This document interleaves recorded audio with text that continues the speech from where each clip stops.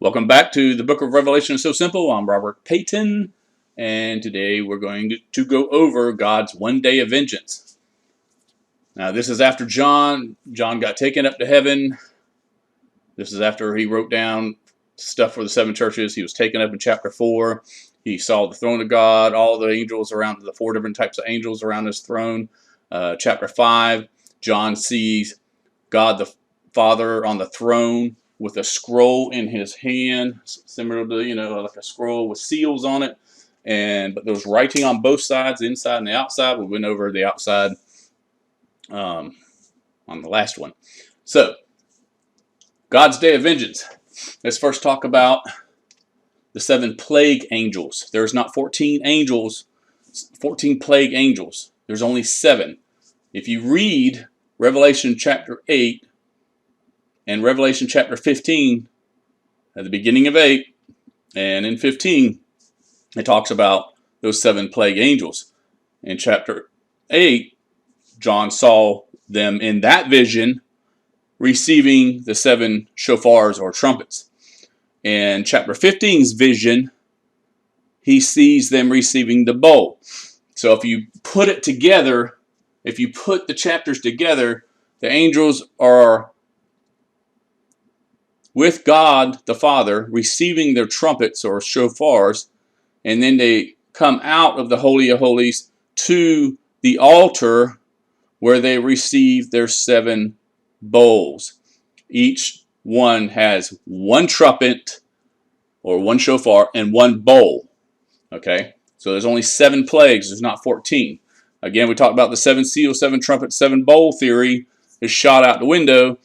Because the 7 seals were opened 2,000 years ago when Christ read the book of Revelation, opened it, read it, and then gave John the visions regarding what was inside. And anyway, we talked about all that last time. Let's jump right in. The first thing that occurs that begins God's day of vengeance is the 3rd resurrection. And that's in Revelation 11 through 12. And Revelation chapter 7. Now, all of Revelation chapter 7 is regarding our resurrection. And we briefly went over that on the last episode. So, in Revelation chapter 11, we're talking about the 2 witnesses. The 2 witnesses are those of the Old Testament that serve God and those of the New Testament that serve God. And they are those from the Old Covenant and those from the New Covenant. There are 2 witnesses. It's a parabolic story. There's not Enoch, Elijah, or Moses. It's not either of them 3. Neither of them 3. However you say it. It's those people of the Old Covenant in the Old Testament and those of the New Covenant in the New Testament time. Before and after the cross. That's what we always talk about. Before and after the cross. So, the 3rd resurrection takes place. Again, we got in my book, the book of Revelation is So Simple, I explain the resurrection of hell. Hell will be resurrected at the same time we are resurrected. Because everyone's going to be resurrected. Daniel 12, 2 and 3. And John chapter 5. And Acts, I believe it was 24. Those 3 verses say that there will be a resurrection of both the righteous and the unrighteous. The righteous will be resurrected to life. The unrighteous will be resurrected to shame and abhorrence, not eternal fire. It doesn't say they'll be resurrected to eternal fire. That doesn't make sense. Anyway, I mean, take them out of hell, throw them right back in. That's kind of not very smart. Okay. Revelation 11 through 12. The 2 witnesses hear a loud voice from heaven saying, "Come up here." This is the 3rd resurrection.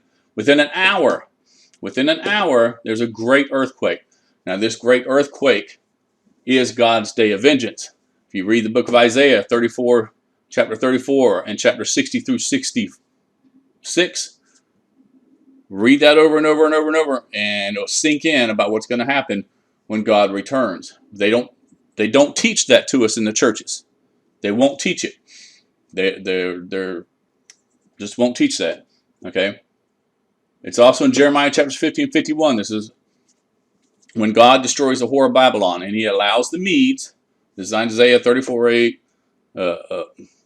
Isaiah 60 through 66, He allows the Medes to launch their arrows on the people of Kasdim, and that which is now Saudi Arabia, and is Kasdim, the Chaldeans, and everybody knows the Medes is Iran. They're going to launch their arrows, burn up 1/3 of the Middle East. These are the plagues, the first 4 plagues, the first 4 trumpet, first 4 bowl combinations. The trumpets are the cause. The bowls are the result or effect of the trumpet, the first trumpet.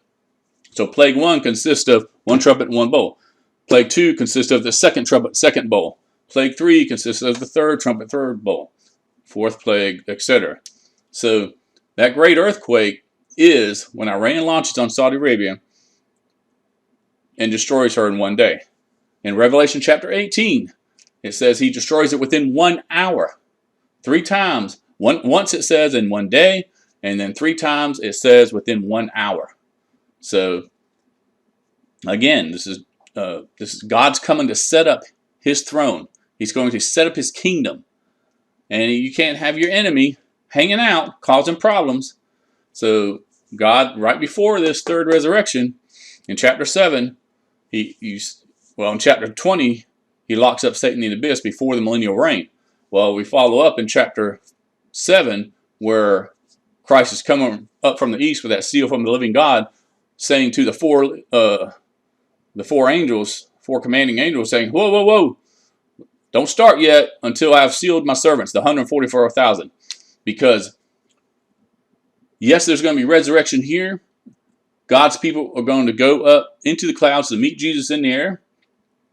The holy the holy city, New Jerusalem, is coming. I know it's in the last chapter of the book of Revelation, one of the last chapters, and it says, but John says, "Oh, I saw it coming." Just because he talks about it in the last chapters doesn't mean it's coming afterwards. Okay, we talked about this. You got to take the chapters, the visions. Each chapter is a vision that John was given. Every time he says, next I saw, next I saw, next I saw, he saw this, he saw that, like us watching a movie. He looked at that movie screen. Then he looked over at that movie screen. And he looked over at that movie screen. But they're not in order. You got to blend them together. And when God comes, when he comes, God's coming. Revelation chapter 1. God says he's coming. If you don't have a Bible that says something other than the Lord said to my Lord, it says, which Lord is talking to which Lord? Is Jesus talking to the Father? Is the Father talking to Jesus? Is Jesus talking to the Holy Spirit?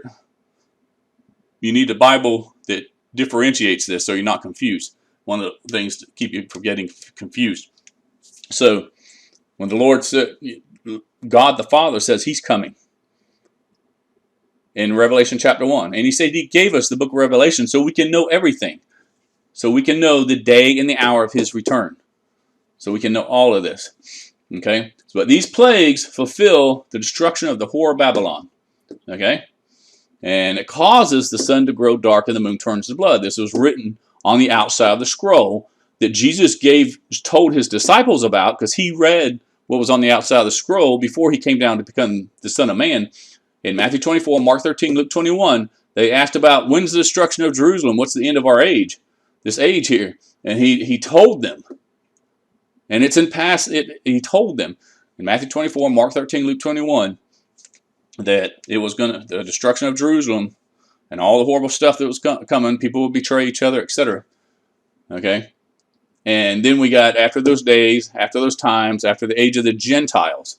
So, after Jerusalem was destroyed, you got the age of the Gentiles. Well, how long is the age of the Gentiles? Well, a day to God is 1,000 years to man. So I think it was in Mark that says the days. I think Matthew was age of the Gentiles, but either way, days and times. A day to God is 1,000 years to man. It's 2 days. It's plural, so it's 2,000 years. God forbid it be 3,000 years. But 2,000 years fulfills the gap where he's coming to set up his millennial reign. And then at the end of 7,000 years, 7 is the number of completion, our separation from God, our tribulation, our great tribulation, being separated from God, our provider, the one who takes care of us, and does everything for us, creates everything for us, we will be restored back to him. We will be able to go back to him. But everyone thinks, well, he's coming too, right? Yes, he's coming. But if you read, which would have put the verse up here, if you read, God locks himself up in the tent of witness.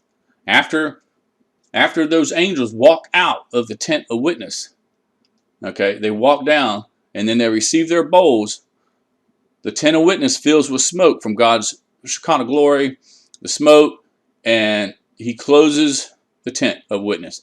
He remains inside there while his son rules, sets up his kingdom and rules for that the 1,000 years. Okay, so we're still not going to be connected with God the Father. We're going to be with Christ, and it's another time for those that were in hell. They're left on the earth. We rule and reign with Christ for those 1,000 years. That's Revelation 20. We rule and reign with Christ. We will rule and reign. Israel will rule and reign over their enemies for that 1,000 years, and they will work by the sweat of their brow and continue to build. Christ is going to have them rebuild Jerusalem. This is all in Isaiah. Rebuild Jerusalem, all kinds of, just build a road for people to come, and anyone can come and receive him. Anyone can come, and if somehow I didn't make it, I'd go to Jerusalem. I went to hell and got out of hell and went to Jerusalem. I'd just stay right there. Like, put me to work for 1,000 years. Just whatever you do, I don't want to burn for the rest of my life. That's just crazy. So anyway, again, Jewish days begin at sundown. So after the third resurrection, we got the destruction of Saudi Arabia. And, Christians and God's people in Saudi Arabia will not be there. They'll be taken up. It's going to be the old enemies of God. The reason he's doing that, his enemies destroyed his first temple. And he's going to stop them. Not stop them. He's going to have his revenge and give them double what they deserve. So it's simple. The two witnesses are all the people that are going to be taken up in the third resurrection. Okay, and from Revelation chapter 11, Revelation chapter 7, within 1 hour, Revelation 11:12, great earthquake. That's your plagues. That's the destruction of Saudi Arabia, and it's going to light up east of Jerusalem, and that fulfills Christ, the sign that Christ is returning. So this is a fulfillment of the sign of Christ's returning. That's why they asked, and what's the sign of your coming? And Jesus told them, as lightning travels from the east and fills the sky all the way to the western horizon, then you'll know that my time is coming. This all takes place. All of this day takes place on the Feast of Trumpets.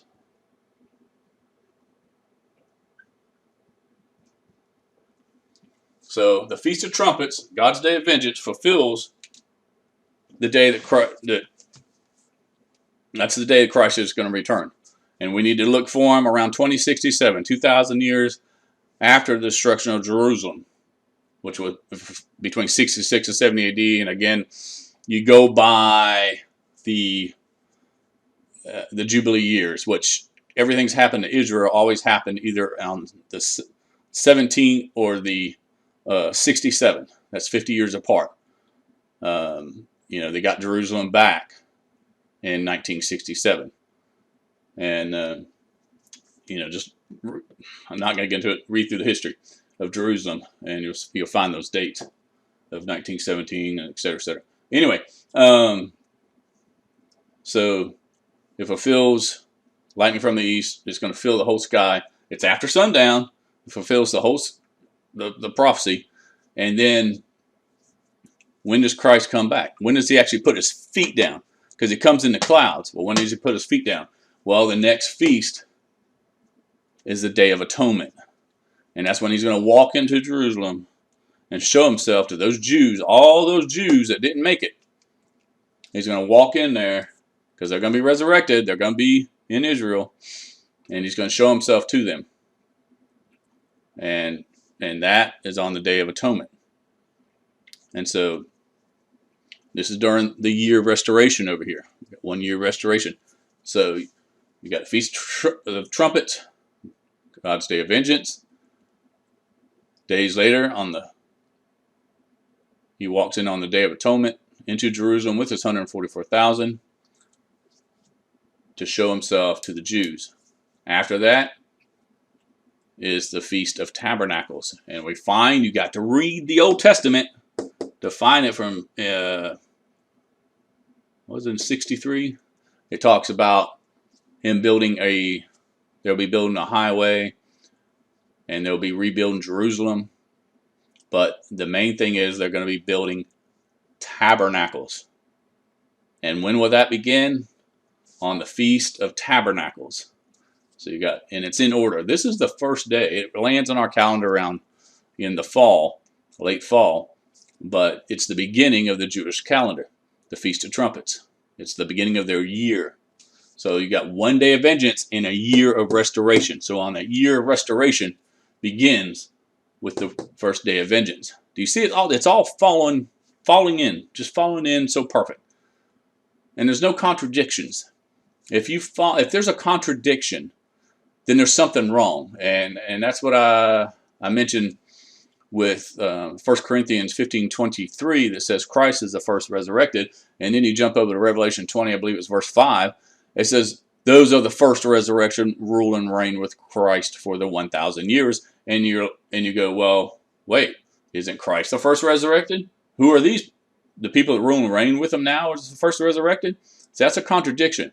And what's wrong is in the King James Version, I'm willing to put $5 that the Sadducees had something to do during King James time mistranslating scriptures that related to our resurrection. How many arguments are out there? How many people argue and how many different religions argue about whether or not there even is a resurrection? There was no death when man was created. Man probably lived 100,000 years or something, possibly, because there just wasn't no such thing as death until sin entered the garden. But now we can't believe in a resurrection when it's stated all throughout the Bible just because there's some confliction. Break out your Strong's Concordance, the book. Don't go online. I don't know what's going on online lately. Everything's crisscross. And look up the words to the original Hebrew and the original Greek. And so this is it. There's no 7-year tribulation. There's no such thing as a 7-year tribulation. There's no coming Antichrist person. We got the spirit of Antichrist. America's full of them today. But there's no coming Antichrist. There's a false prophet after the 1,000-year reign of Christ. Now, we got the first 4 plagues are here. After the millennial reign of Christ is the last 3 plagues, the 5th, 6th, and 7th. And I'll probably go over that on the next one. I'm trying to keep this short. I know I babble on too much. But if you have any questions, or if you want to read my latest book or both my books, they're available at smashwords.com. Smashwords.com. And the first one was the Book of Revelation. Revelations of Grace and Mercy, the truest interpretation of the Book of Revelation. The second is the Book of Revelation. It's so simple.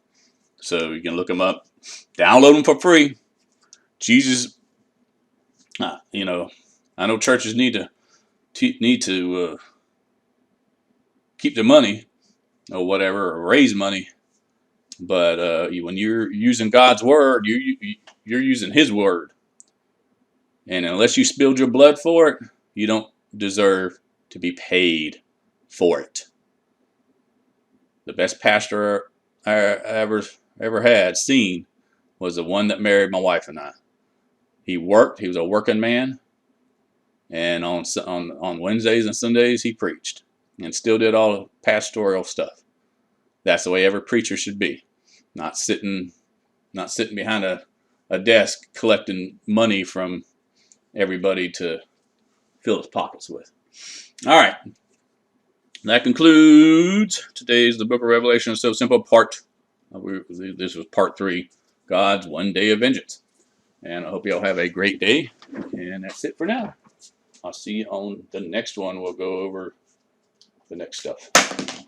Bye.